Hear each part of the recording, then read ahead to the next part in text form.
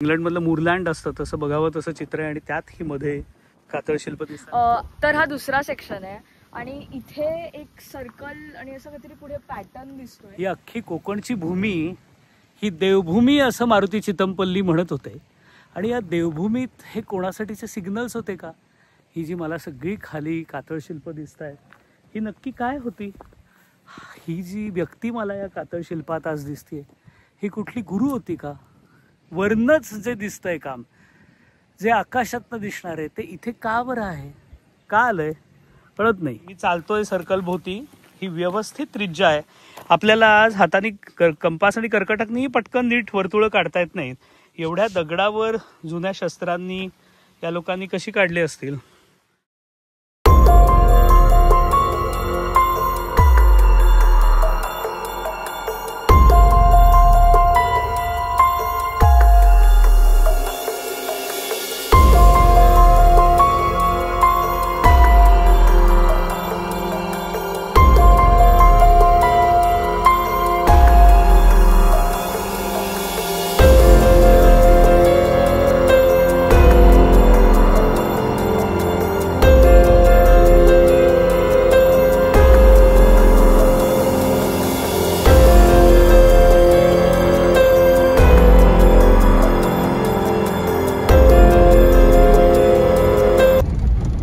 आम्ही आता शोधत चाललोय जिओग्लिफ्स, पेट्रोग्लिफ्स कुठे आहेत. सड्यावरती गुगल लोकेशन्स आहे आणि बघूया आता मला काय दिसतंय. बाहेर हे एमिली ब्रॉन्टेच्या सगळ्या कादंबऱ्यांमध्ये असतं तसं मूरलँड म्हणावा असं अख्खा आहे गवताचं. या गवतातनं कुठे मिळणार आहेत बघूया.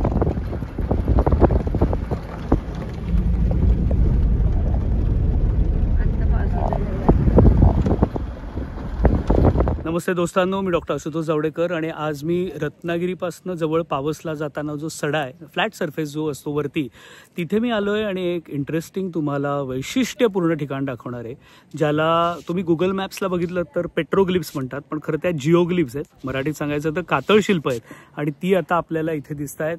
ही कातळ शिल्प तुम्ही इथे बघू शकता. माझ्या इथे खाली आहेत. मी या विटांच्या अशा सगळ्या याच्यावर आता उभा राहून दाखवतोय कारण जमिनीवरनं ती दिसत नाही. जमिनीवर नाही दाखवतो. इथे एक दिसतंय, इथे मागे एक आहे, एक तिकडे दादा आहेत ते मला म्हणालेत की त्याही बाजूला आहे. सगळीकडे गवत आहे. अजूनही कुठे कुठे काय असेल माहीत नाही, पण जबरदस्त धमाल येणार आहे असं आता मला वाटतंय.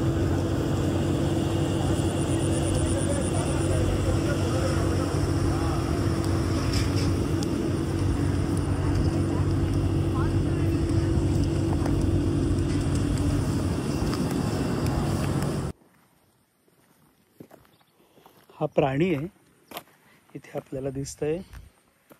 हे सुंदर प्राण्याचं चित्रण अख्खं दिसतंय. मी आत्ता या विटांवर इथे उभा होतो वरती, तिथून मी पहिल्यांदा तुमच्याशी बोललो.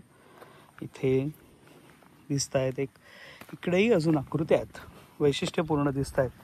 मानवी आकृत्या इथे आपल्याला आढळत आहेत. ही तर खूपच मला वैशिष्ट्यपूर्ण वाटते. इथे तुम्ही बघताय याच्या आत काय आहे माहित नाही. काळाच्या ओघात जांभा दगडावर टिकलेली ही कातळ शिल्प आहेत.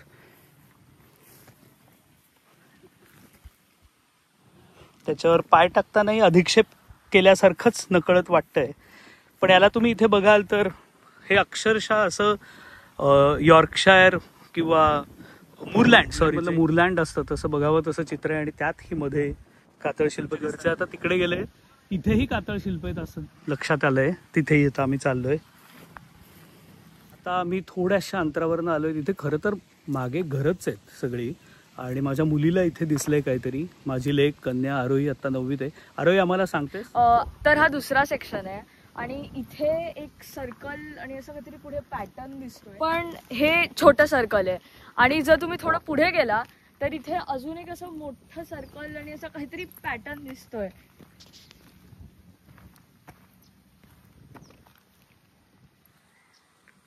हो, सर्कल दिसतंय की खरंच दिसतंय. सर्कल दिसतंय पण ऍब्स्ट्रॅक्ट आहे ना काहीतरी. हो, म्हणजे कळत नाहीये.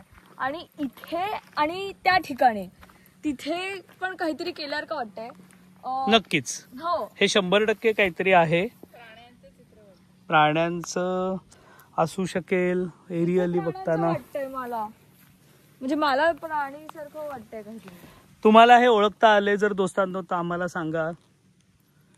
मला तर यावेळी सारखं असं नुसते बूट दिसत आहेत कॅमेऱ्यात तरी अशी सारखी भावना होती की हे काहीतरी सॅक्रेड सगळं आहे आणि आपण त्यावर का चालतोय.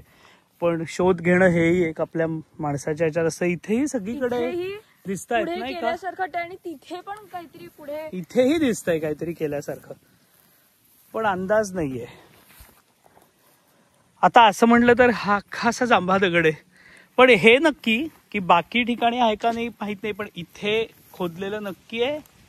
हे सर्कल 100% आहे. हे वर्ण सर्कल व्यवस्थित आखलेलं आपल्याला दिसतंय बघा. मी चालतोय सर्कल भोवती, ही व्यवस्थित त्रिज्या आहे.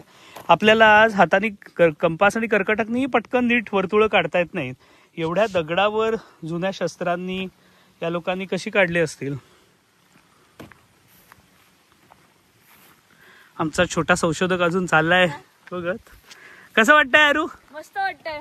इथे पहिल्यांदाच मी अशी आली आणि वेगळंच एकदम बघायला. जगच वेगळं आहे. इथे नाही. आता हा रस्ता असणार, हा रस्ता असणार. अजून एका मी ठिकाणी आलोय. आता इथे कातळच कातळ आहेत आणि ती शिल्प आहेत का नाही हे एरियल हाईट गेल्याशिवाय कळत नाहीत. म्हणून मी पुन्हा एकदा विटांवर चढलोय आणि बघा मला तर शेप दिसला नाही. तुम्हाला ओळखता आला तर प्लीज बघा. सो इथे एक हा समूह आहे आणि खालपर्यंत जातोय.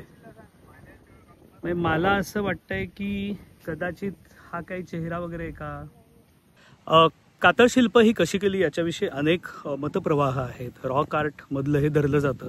चित्रकारांनी त्यावेळात काय ज्यांचे अनुभव घेतले, शिकार केली, ज्या प्राणी बघितले ते आहेत, ह्युमन फिगर्स आहेत असं म्हणलं जातं.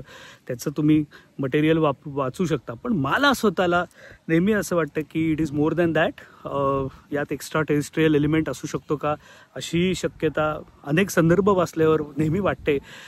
इथे आहे का नाही माहीत नाही, पण देवी हुसूळमधलं बहुतेक एक आहे किंवा एका ठिकाणचं आहे जिओग्लिफ, जिथे उभं राहिल्यावर जिओमॅग्नेटिक फील्डचं काहीतरी गडबड होते. कंपास तिथे व्यवस्थित नॉर्थ दिशाच दाखवत नाही, गरगरत राहतो असं आहे.